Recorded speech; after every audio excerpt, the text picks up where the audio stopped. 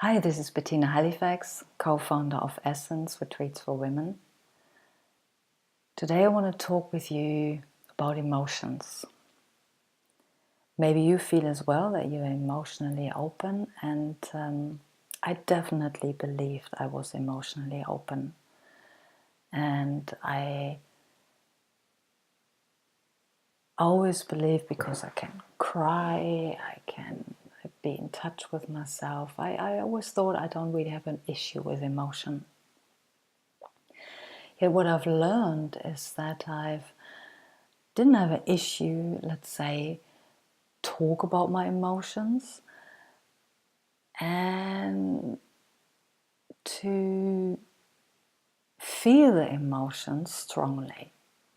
Yet what was happening a lot, that I was, I'd say, stuck in my emotions. That my emotions were really connected to all the stories I had in my head. Why I was feeling how I was feeling. What's the reason for it? And I also grew up like many of us. It's when you say you feel so and so, that the next question is why. It was not okay, great, feel what's here. It was why. So you look in your head, oh, why do I feel that way? Well, because ... And what I've learned is that if we attach our feelings with our stories, then we can really wallow in our emotions for a long time. They last for a really long time. You've probably noticed that with yourself, that you think about something and up comes the emotion, and the emotion gets fueled by all the thoughts and the images you have in your head. Yet really feeling an emotion is a different kind of thing. Feeling an emotion means really open yourself physically for the energy the emotion brings up. So to open yourself physically for the emotion means to let your story go. And when I've done that in the beginning, I've noticed that, first of all, the emotion was hardly there. Sometimes I didn't even know what I was feeling. And then I actually had quite a lot of feelings where I was really afraid of feeling them, really feeling them. And that was especially with anger and rage. Anger and rage was always something for me, even as a teenager. I raged a lot, mostly against my dad. So it was also something which was then giving me a feeling of being bad.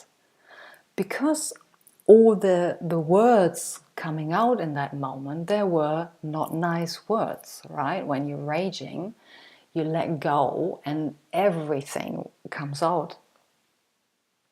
So your language is not the prettiest language in that moment. And often I felt really ashamed afterwards.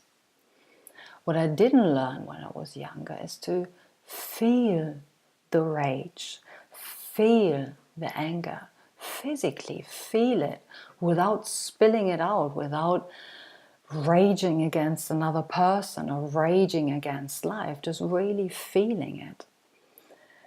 And when we feel the emotion, then you realize an emotion, even as uncomfortable as some of them are, they come and they go. And they actually cannot last as long as they last when I let them out towards another person or towards life. Or when I stay connected to my words, or to the memories I have in my head. So here's your invitation to ask yourself, am I feeling my emotions physically, or am I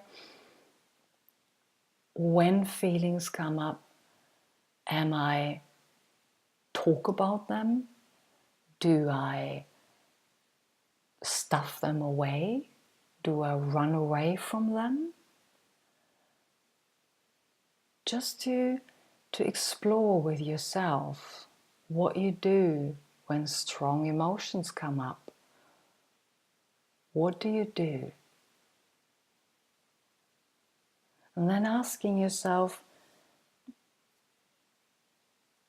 what would happen if I really just feel the emotion?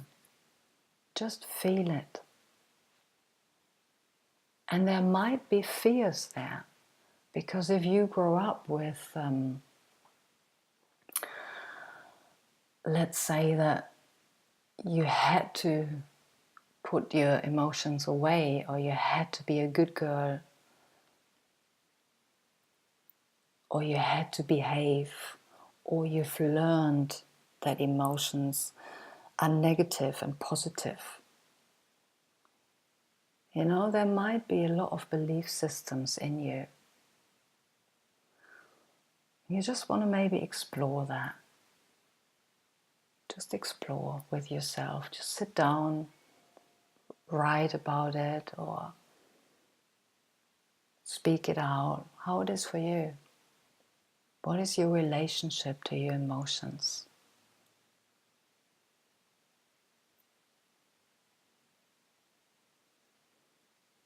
Thanks for listening. Have a beautiful day.